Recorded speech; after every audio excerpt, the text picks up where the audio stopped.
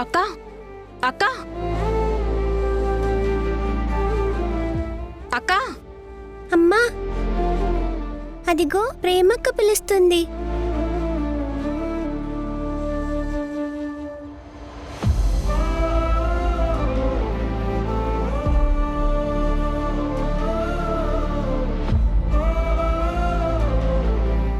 ఏమైందక్క? పాపని స్కూల్లో జాయిన్ చేసావా? ఫీజు ఎంత అన్నారు? లేదు ప్రేమ, పాపని స్కూల్లో జాయిన్ చేసుకోలేదు. అదేంటక్క, స్కూల్లో జాయిన్ చేసుకోకపోవడం ఏంటి? అసలు ఏం జరిగిందంటే,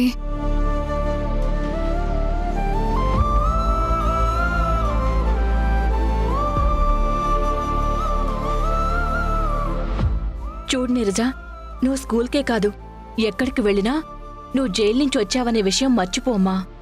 అది నీ భవిష్యత్తుకి చాలా మంచిది. అదేంటక్క అలా అంటావ్? టీచర్స్కి అబద్ధం చెప్పకూడదు. సార్ నన్ను ఎక్కడ నేర్చుకున్నావని అడగగానే జైల్లోనే చెప్పాను. సరే, ఇప్పుడు జరిగిందేదో జరిగిపోయింది. ఇప్పుడు అమ్మని నిన్ను ఒక స్కూల్కి తీసుకువెళ్తాను. అక్కడ మాత్రం నువ్వు జైలు నుంచి వచ్చానని కాని జైల్లో నేర్చుకున్నానని కాని చెప్పొద్దు, సరేనా? సరే అక్క. అక్క, వెళ్దాం పదండి. వాళ్ళు కూడా జైలు నుంచి వచ్చామంటే అడ్మిషన్ ఇవ్వరేమో.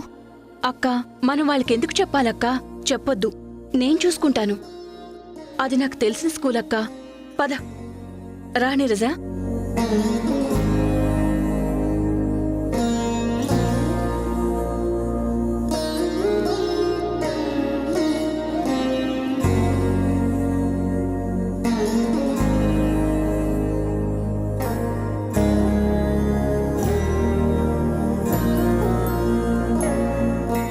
అక్క, మీరిక్కడే ఉండండి. ముందు మేడంతో నేను మాట్లాడి తర్వాత పిలుస్తాను.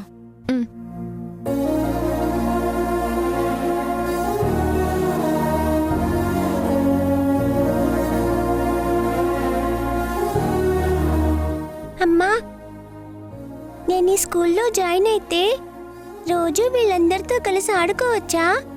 ఆడుకోవచ్చమ్మా. అయితే మనం ఈ స్కూల్లోనే జాయిన్ అవుదాం. ఈ స్కూల్లో చాలా మంది పిల్లలు ఆడుకుంటున్నారు కదా, పైగా మన ఇంటికి దగ్గరగా ఉంది. సరేలే, ప్రేమక్క అడ్మిషన్ గురించి మాట్లాడటానికి వెళ్ళింది కదా, వచ్చాక చూద్దాం. సరే.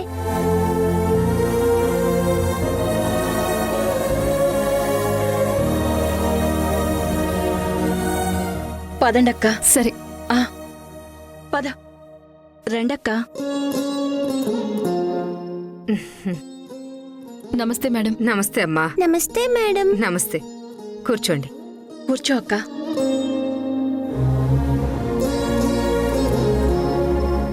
చూడండి మేడం, ప్రేమ అంటే నాకు చాలా ఇష్టం. ప్రేమ నాకు బాగా కావలసిన అమ్మాయి. ఇదే స్కూల్లో చదువుకుంది. ఇప్పుడు రేపో మాపో టీచర్ అవబోతోంది.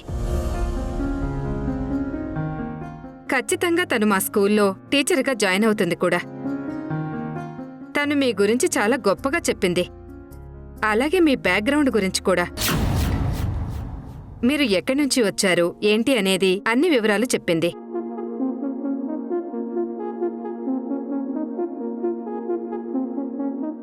మీరు కంగారు పడాల్సిందేం లేదు. అదేం ప్రాబ్లం కాదు. అది నేను మేనేజ్ చేసుకుంటాను.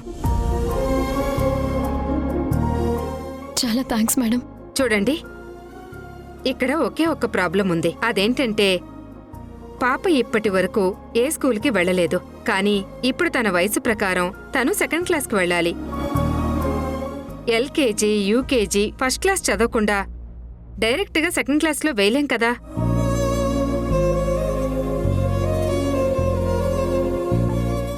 మేడం, కుదిరితే సెకండ్ క్లాస్లోనే వేసేయండి. సెకండ్ క్లాస్లో వేయొచ్చు, ప్రాబ్లం లేదు.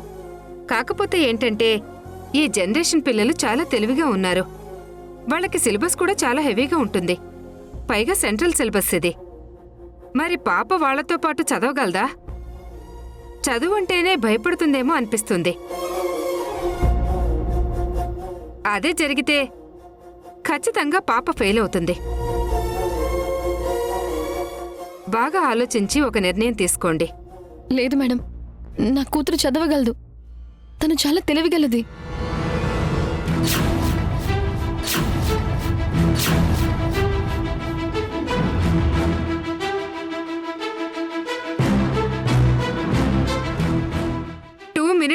క్యూబ్ని ఇంత పర్ఫెక్ట్గా ఎలా పెట్టగలిగింది? తనకి క్యూబ్ నేర్పించారా? లేదు మేడం. నేర్పించకపోతే ఇంత ఫాస్ట్గా క్యూబ్ ఎలా సెట్ చేయగలిగింది?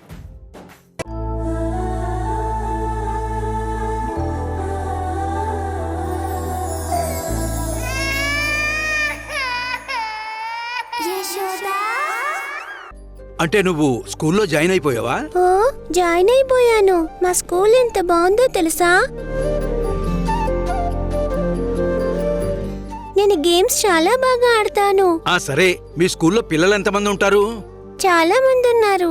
ఆహా మంచిదమ్మా. పంతులు గారు, ఎవరి అమ్మాయి? మీ మనవరాలా? దేవుడిచ్చిన మనవరాలమ్మా. అలాగా, అర్థమైంది. తనకెవరూ లేరా? ఇక్కడ కూర్చొని చదువుకుంటుంది. నాకు మా అమ్మ ఉంది, మా నాన్న ఉన్నారు.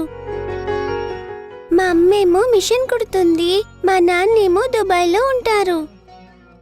ఇంకెప్పుడు నాకెవ్వరూ లేరని అనకండి. వేలిడంత లేవు, అప్పుడే అంత రోషం ఏంటే బుడతా? నా పేరు బుడత కాదు, నాకొక పేరుంది. అంతేకాదు, నేనేం వేలుడంత లేను. ఇదిగో ఇంత పెద్దగా ఉన్నాను చూడండి. అబ్బో, చాలా పెద్దదానివే. అవును, చాలా పెద్దదాన్ని. ఇప్పటికైనా అర్థమైందా మీకు? అర్థమైంది, అర్థమైంది. అమ్మా, దాంతో మాట్లాడి గెలవలేం తెలుసా? దాని దగ్గర ప్రతి ప్రశ్నకి సమాధానం ఉంటుంది. అలాగే ఆ మాటల్లో చమత్కారమూ ఉంటుంది. దాంతో మాట్లాడి ఇన్ని రోజుల నుంచి నేనే గడగట్టడం లేదు.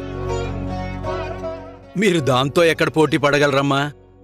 రండమ్మా, రండి.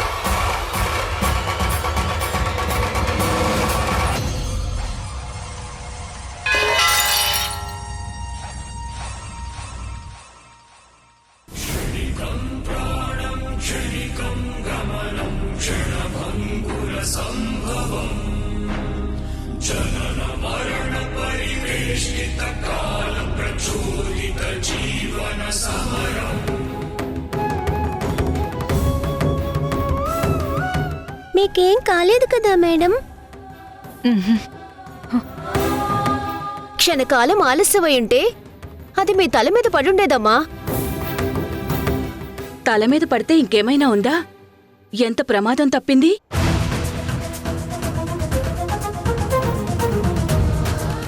నిజంగా ఈ పాపని మిమ్మల్ని కాపాడ్డానికి ఆ అమ్మవారే పంపించినట్టున్నారు. నువ్వెందుకమ్మా నన్ను పక్కకు లాగావు? ఆ గంట మీ మీద పడుతుందేమోనని పక్కకు లాగాను.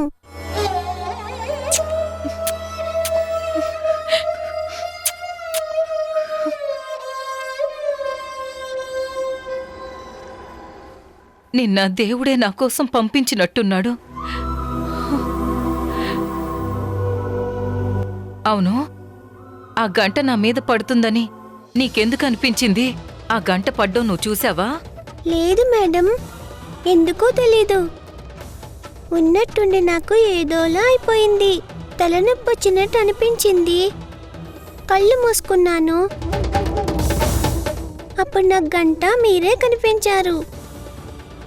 ఒకవేళ ఆ గంట వల్ల మీకు ప్రమాదం ఏమైనా జరుగుతుందేమోనని నేను మిమ్మల్ని పక్కకి లాగేశాను. అమ్మో, ఈ అమ్మాయికి గంట ముందే పడిపోతుందని తెలిసిపోయిందంట. అలా ఎలా తెలుస్తుంది? ఏమో, ఆ అమ్మాయిలో మనకి తెలియని గొప్ప శక్తి ఉన్నట్టుంది. ఈ అమ్మాయికి ఆ భగవంతుడి అండ ఉన్నట్టుంది. అందుకే మిమ్మల్ని కాపాడగలిగింది.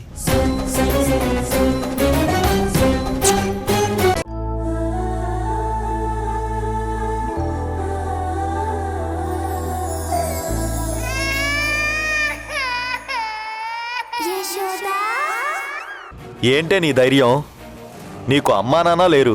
ఉన్న ఒక్క తాత కూడా మొన్ననే పోయాడు. మిగిలింది నేనొక్కనే కదా. నువ్వు అనాథగా ఎక్కడ బాధలు పడతావో అని నేను నిన్ను పెళ్లి చేసుకుందాం అనుకుంటున్నాను. ఏ దిక్కు లేని నీకు నేను దిక్కవుదాం అనుకుంటున్నాను. ఇంత మంచి మనిషిని నువ్వెందుకు అర్థం చేసుకోవట్లేదు ప్రేమ? ఏమన్నావురా? నాకు దిక్కులేరా? నాకెవరు లేరనుకుంటున్నావా? ఉంది. ఆ? నాకు ఒక అక్క ఉంది. నీ గురించి మా అక్కకు చెప్పాననుకో, నీళ్ళు నా చీరేస్తుంది. ఏంటి? కొత్తగా నీకు ఉన్నట్టుండి అక్క ఎక్కడి నుంచి ఊడిపడింది? కొత్త క్యారెక్టరా? ఎలా ఉంటుంది? నీలాగే ఉంటుందా? నీకంటే బాగుంటుందా? నేను ఒప్పుకోను. నీకన్నా ఎవ్వరూ అందంగా ఉండరు. చూడు, నేను నీ గురించి మా అక్కకు చెప్పానంటే అనవసరంగా ఇబ్బందుల్లో పడతావు. మా అక్క నాలా సాఫ్ట్ కాదు. ఏంటి ఓవర్ బిల్డప్ ఇస్తున్నావు? నువ్వు ఇంత బిల్డప్ ఇస్తుంటే మీ అక్కను చూడాలనుంది. పద పద, తీసుకో. సరే, రా. పద పద పద. చూడమ్మా, నిన్నటి కేసు ఫైల్ సిద్ధం చేసావా? ఆ కేసు రేపు కోర్టు హియరింగ్ ఉంది. చాలా అర్జెంటు. Okay sir. ఈ రోజు రెడీ చేసేయ్. నమస్తే లాయర్ గారు. నమస్తే అమ్మా, రండి కూర్చోండి. నమస్తే అమ్మా.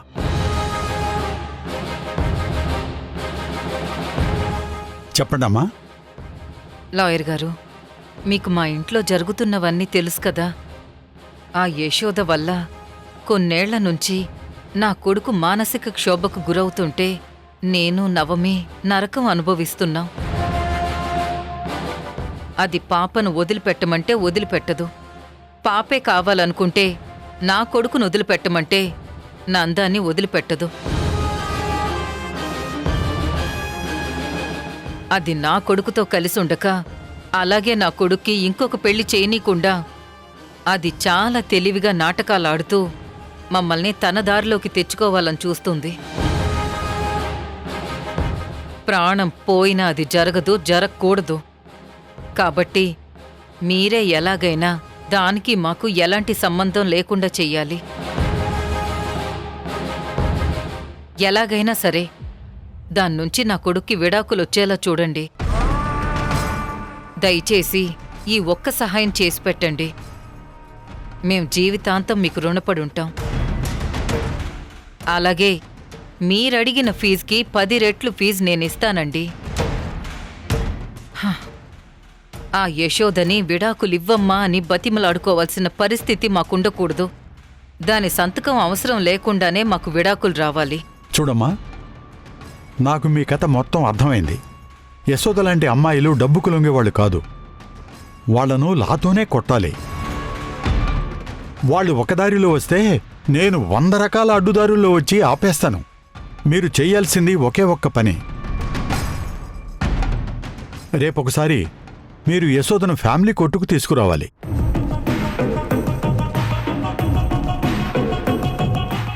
సరే, మీరు చెప్పింది బానే ఉంది. కానీ అది ఎక్కడుంటుందో మాకు తెలీదు. అలాంటిది రేపటికల్లా ఫ్యామిలీ కోర్టుకు తీసుకురావాలంటే అది కాస్త జరగని పని సార్.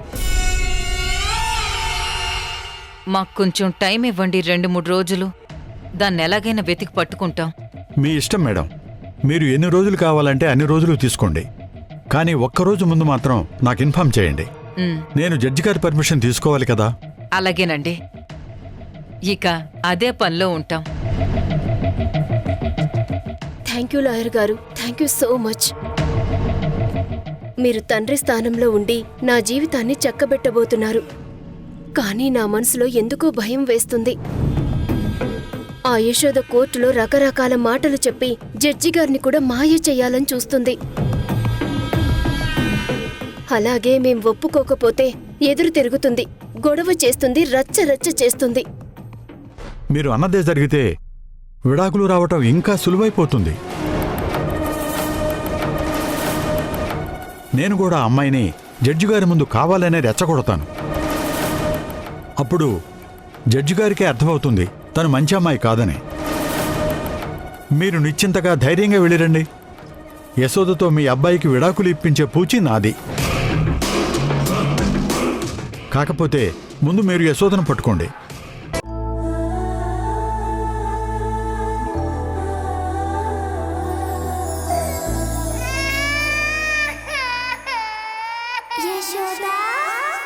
నందా, నువ్వేంటిక్కడ?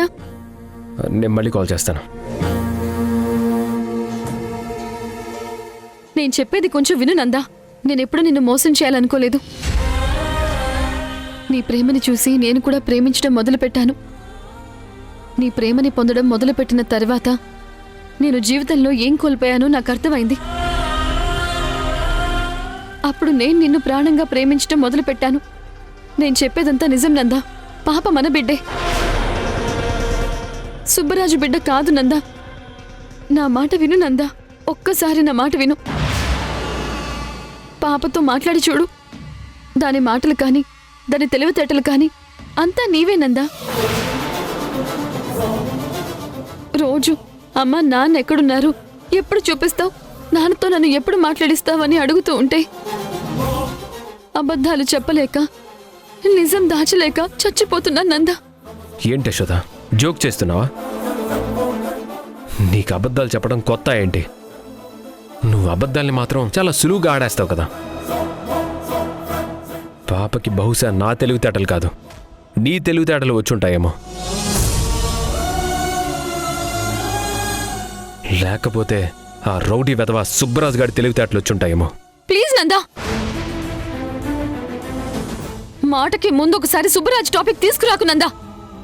తను సుబ్బరాజు కూతురు కాదు అని చెప్తున్నాను కదా. చూడు యశోద, నీతో నాకు మాటలు అనవసరం. పాప నాకు పుట్టిన బిడ్డ కాదని నేను అంటున్నాను, నువ్వేమో అవును అంటున్నావు. ఇదంతా మనిద్దరి మధ్యలో తేలే వ్యవహారం కాదు. అందుకే నాకు విడాకులు ఇచ్చేయి. నీ బ్రతుకు నువ్వు బ్రతుకు, నా బ్రతుకు నేను బ్రతుకుతాను. అది జరగని పని నందా. నేను పాప మన బిడ్డ అని నిరూపించుకోగలను. ఆ నమ్మకం నాకుంది. సరే, నమ్మకం నీకుంది కదా. రేపు ఫ్యామిలీ కోర్టుకు వచ్చి ఏం చెప్తావో చెప్పు. వాళ్ళని నమ్మించు. వాళ్ళు విడాకులు ఇస్తే తీసుకుందాం, లేదు కలిసి ఉండమంటే కలిసి ఉందాం. నీకింతకంటే బంపర్ ఆఫర్ ఎవ్వరు ఇవ్వరు. అసలు ఎందుకు యశోద నా జీవితంతో ఆడుకుంటున్నావు? నీ గురించి తెలియక నిన్ను ప్రేమించాను. నీ గురించి తెలుసుకున్నాక నీకు దండం పెడుతున్నాను, నన్ను వదిలే. నీలాంటి దాన్ని నా భార్యగా నేను ఊహించుకోలేను. ఏమన్నావు? నాలాంటి దాన్నా? అంటే అంటే నీ ఉద్దేశం ఏంటి నందా? నా ఉద్దేశం ఏంటో నీకు ఈ పాటికి అర్థమై ఉంటుంది. అనవసరంగా నా నోటితో చెప్పించాలని చూడకేశోదా. అయినా నేనేం తప్పుగా మాట్లాడాను? నీ జీవితంలో అర్జున్ ఉన్న విషయం అబద్ధమా, లేకపోతే సుబ్బరాజు ఉన్నది అబద్ధమా? సుబ్బరాజుకు పుట్టిన ఆ పాప అబద్ధం కాదు కదా. నువ్వు చేసిన తప్పులన్నిటికీ ఆ పాపే ప్రత్యక్ష సాక్షి. కాదు కూడదు, నువ్వు ఏ తప్పు చేయలేదంటావా? చెప్పాను కదా, కోర్టుకు రా. నేను చేసే ఆరోపణలే నిజమని నిరూపిస్తాను.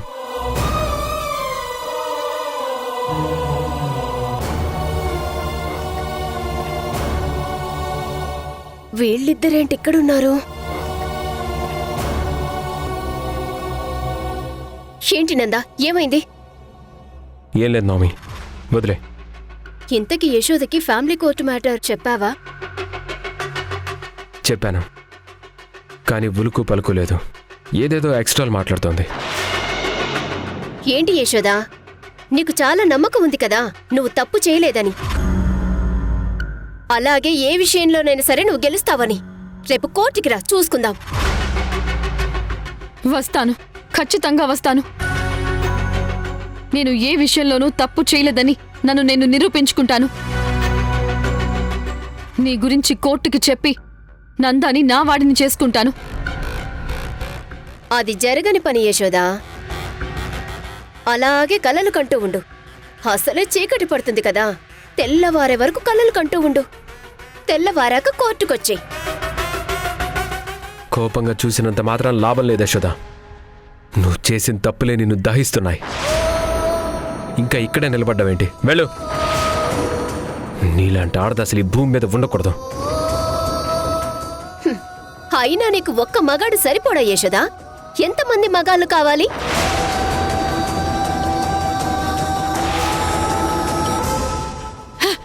వదలు, వదలు. ఏం కూసావు? ఏం కూసావే? ఏం కూసావే? ఆ? ఏం కూస్తున్నావు? నోటికేదొస్తే అది వాగితే నుంచి నా చుట్ట కప్పెట్టేస్తాను. యశోద, నువ్వు ఇక్కడే పాతేస్తాను.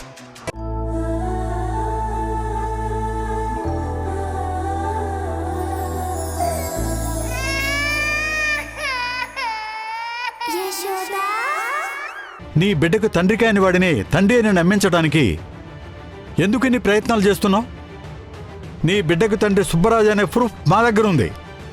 అది అబద్ధం. అదంతా ఊర్మిళ క్రియేట్ చేసింది. తనే ఇలా క్రియేట్ చేశానని ఊర్మిళ నాకు చెప్పింది. చూడమ్మా, ఊర్మిళ నీకు అబద్ధం చెప్పిందని ఎందుకు అనుకోకూడదు? ఊర్మిళకు నువ్వంటే పడదు, నీ మీద కోపం ఎక్కువ. అలాంటప్పుడు ఊర్మిళ ఖచ్చితంగా అబద్ధమే కదా చెప్తుంది. కాదు, నేను ఊర్మిళ మాట నమ్ముతున్నాను. నా బిడ్డకి తండ్రి నందానే.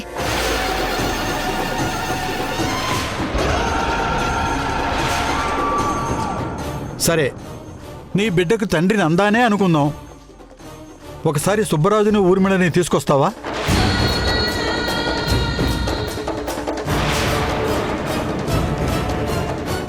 సార్, వాళ్ళు చనిపోయారు. చనిపోయారా, చంపేశావా? కాస్త క్లారిటీగా చెప్పమ్మా జడ్జి గారికి. నేను చంపలేదు. ఊర్మిళకి నాకు జరిగిన పెనుగులాటలో ఊర్మిళ చనిపోయింది. అంతేకాని నేను కాల్చలేదు. నేను ఏ తప్పు చేయలేదు. నువ్వు ఏ తప్పు చేయకుండానే కోర్టు నీకు 7 ఏళ్లు శిక్ష విధించిందా? నువ్వు చెప్పేది ఏది ఒక్కటి కూడా మాకెవరికీ నిజమని అనిపించటం లేదు.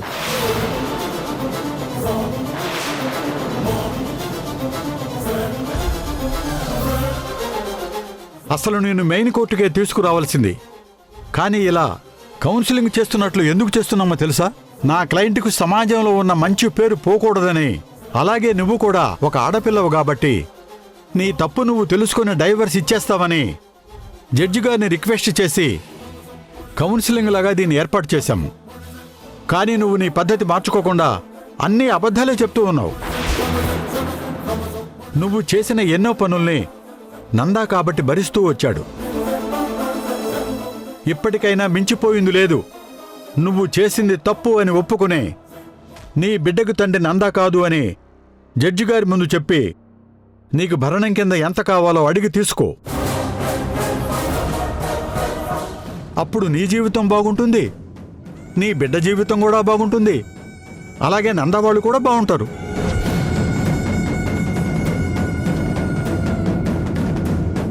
మేడం, మీరు తను అడిగినంత భరణం ఇవ్వటానికి సిద్ధమేనా? అవునండి, తను అడిగినంత ఇవ్వడానికి మేం సిద్ధమేనండి. మా అబ్బాయి జీవితంలో తను లేకపోతే చాలు, అనవసరంగా నా బిడ్డ జీవితం మీద మచ్చ పడుతుంది.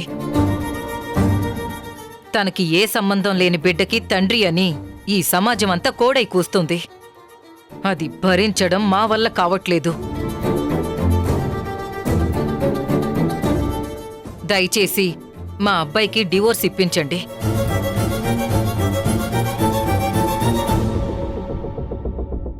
నందా, ఏమంటారు?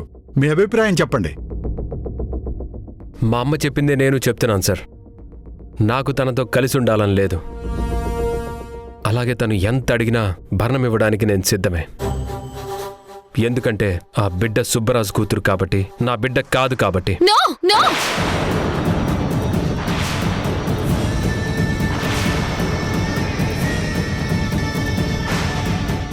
మీకెన్నిసార్లు చెప్పాలి ఆ బిడ్డ మన బిడ్డ అని? నందా, ప్లీజ్ నమ్ము. ఊర్మిళ కేవలం నా మీద కోపంతోనే నీకు ఈ అబద్ధం చెప్పింది. అలాగే సుబ్బరాజు మన బిడ్డకి తండ్రి అని అబద్ధపు డిఎన్ఏ రిపోర్ట్స్ ని ఉంచింది. నువ్వు నమ్మినా నమ్మకపోయినా అదే నిజం. నేను మాత్రం నీకు విడాకులివ్వను. నేను ఏ తప్పు చేయలేదు. నీరజ మన బిడ్డ అని ప్రూవ్ చేసి తీరుతాను. అప్పటి వరకు నేను నీకు విడాకులివ్వను.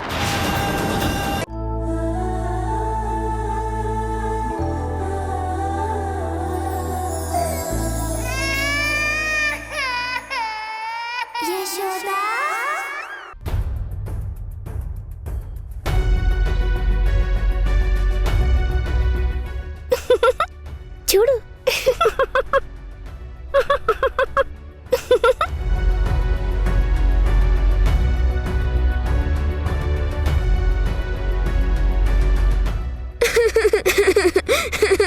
అందరూ ఎందుకు నన్ను చూసి నవ్వుతున్నారు?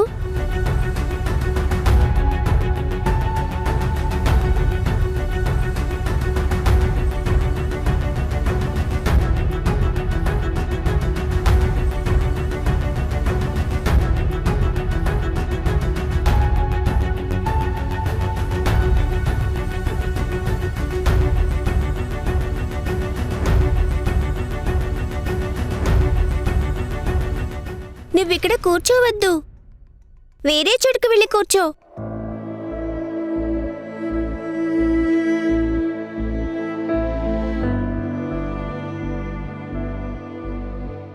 రా కూర్చో, ఇక్కడెవరూ లేరులే. ఇది నేను రోజు కూర్చునే ప్లేస్. ఇక్కడ ఎవరూ లేరని నాకు చెప్తావేంటి? నాకు సోలోగా కూర్చోవడమే ఇష్టం. నువ్వు వేరే బెంచ్కి వెళ్ళి కూర్చో. వెళ్ళు. Good morning teacher. Good morning. కూర్చోండి అందరూ.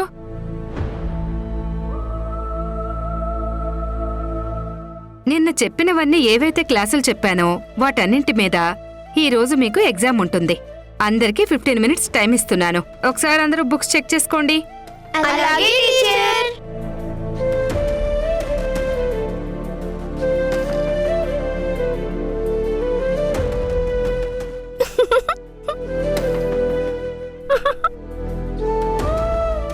ఏమైంది? ఎందుకు నవ్వుతున్నావు? నీ బ్యాగ్ ఏంటి ఇలా ఉంది? మీ అమ్మ టైలరా? అవును. నీకెలా తెలుసు? నీ బ్యాగ్ చూస్తుంటేనే అర్థం కావట్లేదా? రకరకాల మిగిలిపోయిన ముక్కలతో మీ అమ్మ నీకు ఈ బ్యాగ్ కుట్టుంటుంది. అందుకే ఇంత కామెడీగా ఉంది.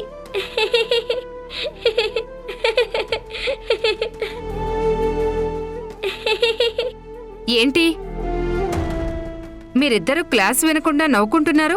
నేనేం చేయలేదు మేడం. సంయుక్తకి నా బ్యాగ్ నచ్చలేదంట. రకరకాల ముక్కలు కలిపి మా అమ్మ బ్యాగ్ కుట్టిందని చెప్తుంది. నువ్వు ఆ మాట అన్నావా? అన్నాను మేడం. ఆ బ్యాగ్ చూస్తుంటే తెలియట్లేదా ఎన్ని మిగిలిపోయిన ముక్కలతో కుట్టారో? చూడండి, మీ అందరికీ చెప్తున్నాను, బాగా గుర్తుపెట్టుకోండి. మనం ఏ బ్యాగ్ తెచ్చుకున్నాం, ఎంత రిచ్ బట్టలు వేసుకున్నాం అనేది ముఖ్యం కాదు. ఇది స్కూల్. అందర్నీ ఒకేలాగా చూడటం జరుగుతుంది. ఇంకెప్పుడైనా మీలో ఎవరైనా పాపని ఇలా ఏడిపించారని తెలిస్తే నేను ఒప్పుకొని చెప్తున్నాను. అలాగే టీచర్. ఈ రోజు నువ్వు తన బ్యాగ్ బాలేదని అల్లరి పెట్టావు కదా, ఒక పని చెయ్యి. ఇది నీకు పనిష్మెంట్ సంయుక్త. ఈ రోజు నీ బ్యాగ్ని నీరజకివ్వు. నీరజ బ్యాగ్ని నువ్వు తీసుకో, ఇంటికి తీసుకుని వెళ్ళు. ఈ బ్యాగ్గా? మేడం నేను తీసుకెళ్ళను. ఇప్పుడు నేను చెప్పింది చెయ్యి, లేకపోతే పెద్ద పనిష్మెంట్ ఇస్తాను. ఇంటికి పంపించేస్తాను.